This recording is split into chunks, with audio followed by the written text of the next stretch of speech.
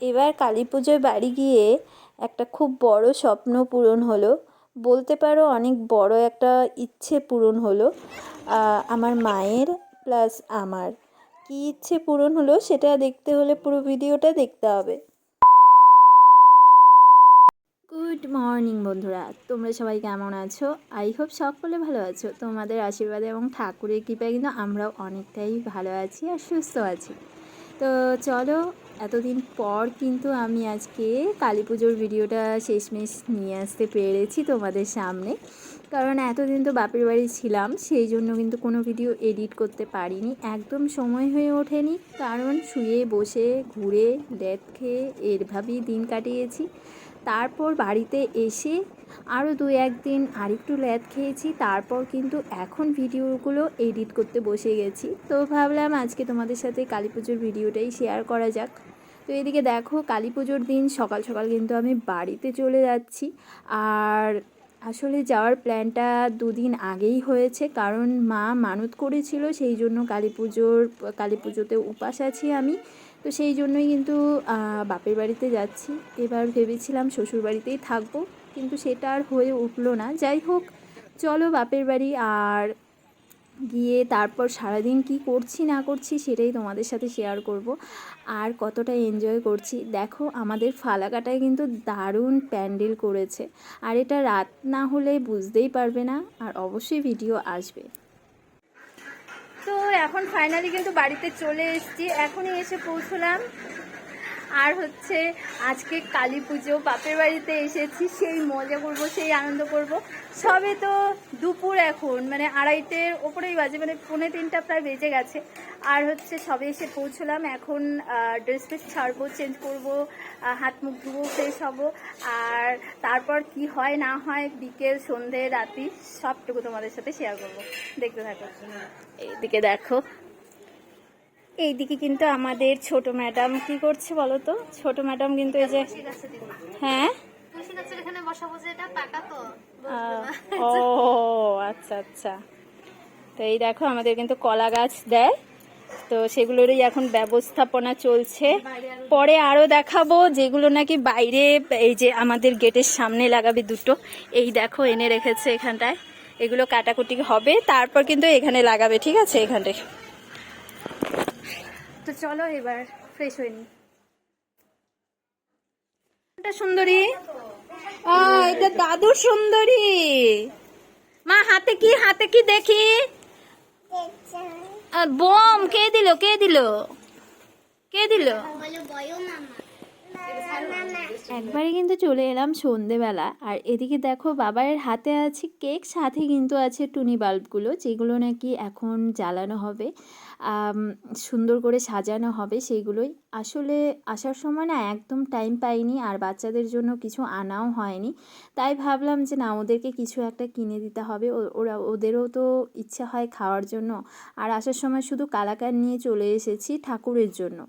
তো তারপর বাবা এদিকে কেক পছন্দ করেছে। আমি বুঝি না কেকে কী আছে, কেক তো আমার একদমই ভালো লাগে না। যাই হোক, সবারই ভালো লাগে, সবারই পছন্দ। আর এদিকে কিন্তু বনি দেখো ফ্যাল করে তাকিয়ে তাকিয়ে হাসছে, আর তোরা কিন্তু নিচে বসে ও তারাবাতি দিয়ে খেলছে। আর এদিকে দাদাও রেডি হয়ে গেছে পুজো করানোর জন্য, মানে ও এখন বেরিয়ে যাবে কালী পুজো করাবে। তো এদিকে হলুদ ধুতি, সাদা পাঞ্জাবি, আর হচ্ছে ঘাড়ে গলায় একটা রামাবলি, বেশ সুন্দর লাগছে, বেশ হিরো হিরোই লাগছে আমার দাদাকে। তোমরা কমেন্টে জানিও আমার দাদাকে ঠিক কেমন লাগছে। এদিকে দেখো, বংশের প্রদীপ কিন্তু জ্বালানো হয়ে গেছে। আমাদের কিন্তু এভাবেই বংশের প্রদীপটা জ্বালিয়ে দেয় কালী পুজোর দিন। আর আমার শ্বশুর বাড়িতে তোমরা দেখেছো গতকাল, মানে ভূত চতুর্দশীর দিন 14 বাতি দিয়েছে তোমাদের দাদা ভাই। কিন্তু আমার বাপের বাড়িতে আবার নিয়ম আছে, একটাই প্রদীপ জ্বালাবে, 3টা মানে পাটকাঠি দিয়ে এটাকে উঁচু করে, অনেকটা উঁচুতে করে দিবে, আর সবাই এটাতে প্রণাম করবে। তো আমরা কিন্তু সবাই প্রণাম করে নিয়েছি। আর এদিকে বাইরে কিন্তু দেখো, আমাদের কলা গাছগুলো ঠিকঠাকভাবে লাগিয়ে, এখানে কিন্তু আবার বাতা বলে, তোমরা ঠিক কী বলো আমি জানি না, মোমবাতি ধরানোর জন্য এখানে ঠিকঠাকভাবে সব কিছু গুছিয়ে নেওয়া হয়েছে আর সুন্দর করে সাজিয়ে দিয়েছি টুনি বাল্বগুলো দিয়ে, আমি আর বাবাই। আর এদিকে কিন্তু বাবাই এখন বোম ফোটাতে ব্যস্ত। ওকে আমি বলছি একটু পরে, কিন্তু ও কিছুতেই মানে সন্ধে হলেই ওর ইচ্ছে করছে যে বোম কখন ফোটাবে। তো তারপর কিন্তু এদিকে বৌদি এখন মোমবাতি জ্বালাবে, সেই জন্য কিন্তু সব কিছু একদম রেডি সেডি হয়ে যাচ্ছে। আর গুনগুনও এসে গেছে ওর মার সাথে এদিকে মোমবাতি জ্বালাবে বলে।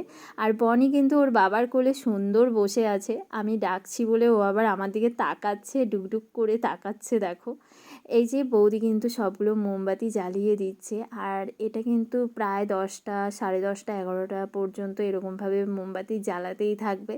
একবার মোমবাতি শেষ হবে, তারপর আবার জ্বালাবে, আবার শেষ হবে, আবার জ্বালাবে, এই চলবে আর কি কিছুক্ষণ। দেখো আমাদের বাড়িটা কিন্তু আলোয় আলোময় হয়ে গেছে। চারিদিকে প্রদীপ জ্বালানো হয়েছে, মানে কোনায় কোনায়, সব ঘরের কোনায় কোনায় একটা করে প্রদীপ দিয়েছে। আর এদিকে কিন্তু তো এই দেখো বন্ধুরা, আমার বাবা কিন্তু রেডি হয়ে গেছে, এখন পুজো করতে যাবে মন্দিরে। বাবু কখন পুজো হবে? তো বাবা 9:30টায় বসবে, এখন 8:30 বাজে, ঠিক আছে। কি অফ করব? কোনটা? তো চলো এখন আমরা বোম ফোটাবো আর সেটার ভিডিও করব, ঠিক আছে? চলো।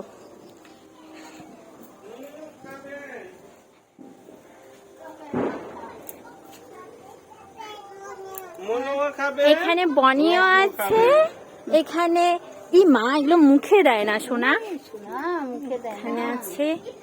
এখানে টাউনের ব্যাপারটা কিন্তু একদমই আলাদা, আর গ্রামের ব্যাপারটা কিন্তু আরেক রকম আলাদা, ঠিক আছে? তোমরা বুঝতেই পারছো আমাদের বাড়িটা দেখে। আমাদের বাড়িটা এটা এরকম একটা জায়গায় যেখানে নাকি এটা টাউনও না, এটা গ্রামও না, ঠিক আছে? একদম মানে মাঝখানে পড়ে গেছে। যাই হোক, আমি অনেকটা চেষ্টা করেছিলাম বাইরে বোম ফোটানোর জন্য, তুবড়িগুলো জ্বালানোর জন্য, কিন্তু হয়ে উঠছিল না। তারপর কি করলাম, বাড়িতে এসে উঠোনেই চেষ্টা করছিলাম, উঠোনে আবার বেশ হয়ে গেছে। দেখো এদিকে কিন্তু চরকি বমও দিয়েছি, সুন্দর ঘুরেছে, আবার তুবড়ি দিচ্ছি, সুন্দর উঠছে। মানে কলা গাছ, এগুলোকে বলে কলা গাছ বোম আমাদের মানে গ্রামে যেটা বলে। যাই হোক, দেখো আমি কিন্তু বোম ফোটাতে ব্যস্ত, আমার কিন্তু খুব ভালো লাগে। তোমাদের কেমন লাগে জানিও। দেখো আমি কিন্তু আবার ভয়ও পেয়ে গেছিলাম একটু, সেই জন্য কিন্তু দৌড়ে পালিয়েছিলাম। কোনো বছর কিন্তু আমি এভাবে বোম ফাটাইনি যেভাবে এই বছর আমি বোম ফাটিয়েছি। দেখো বাচ্চাদের সাথে সাথে কিন্তু আমারও এই বছর ইচ্ছে করলো যে না আমিও একটু মানে তুবড়ি জ্বালাই, তারপর হচ্ছে চরকি বোমগুলো জ্বালাই, তারাবাতি একটু ধরি। কেন জানি না এবছর এতটা আনন্দ হচ্ছে, বাড়িতে এসছি বলেই হয়তো। এদিকে কিন্তু আজকে আমি উপোস আছি, মা উপোস আছে। তো তারপর কিন্তু ছোদ্দা আবার কতগুলো কি বলে এগুলো, কতগুলো একসাথে যে বোম থাকে, মরিচ বোম নাকি কি বলে, যাই হোক ওগুলো বোম জ্বালাতে মানে ফোটাচ্ছিল অনেকগুলো একসাথে করেই। তারপর কিন্তু এখানে বেশ ভয় পেয়ে গেছিলাম। তারপর দাদা আবারও আরেকটা দিচ্ছে, আমি কিন্তু আগের থেকেই দূরেই সরে আছি। আর আমরা সবাই কিন্তু সেটাই এনজয় করছি সবাই মিলে। দেখো এখন কিন্তু যাব ছাদে, ছাদে গিয়ে কিন্তু এখন স্কাই শট ওড়াবো, মানে বাবাই ওড়াবে, আমরা দেখবো।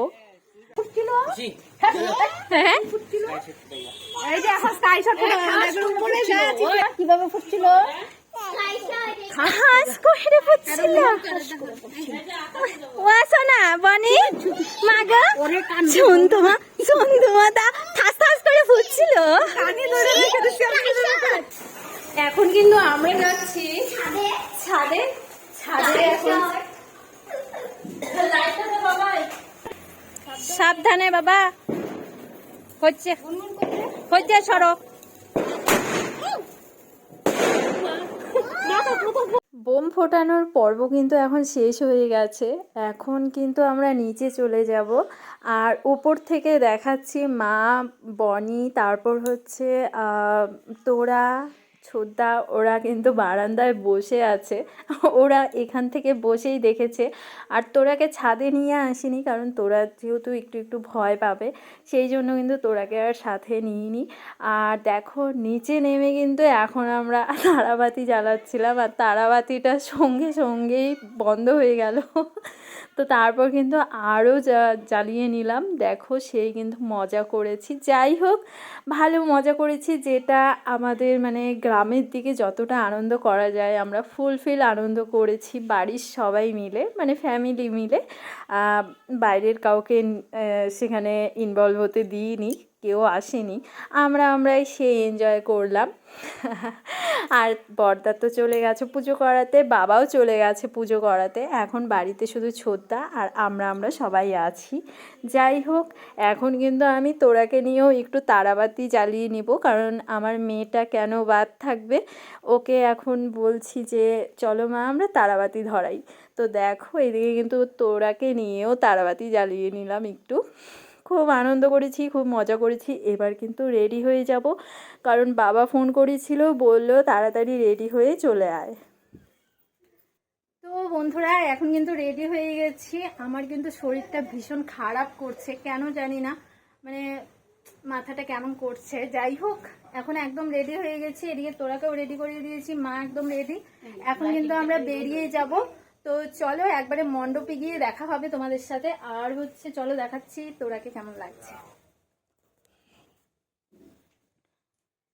তো এই দেখো, তোরা মুখ দেখাও, এই যে তোরা রেডি, চলো চলো।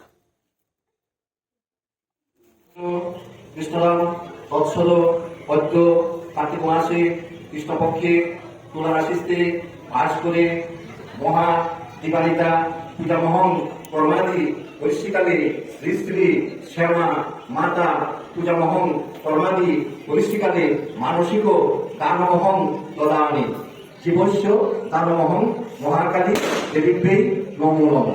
পুত্রিকে পুরা ছেড়ে দাও। বাস করে মহা অমাবস্যা দিবানিকা ঋতু। তোমার নাম পুত্র বলো, কি মানসিক করছিল সেটা বলো, মায়ের দিকে তাকাই ওটা বলো।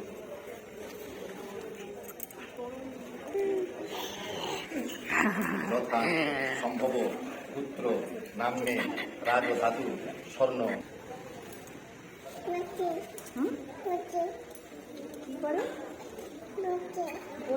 বসে আছে পূজা,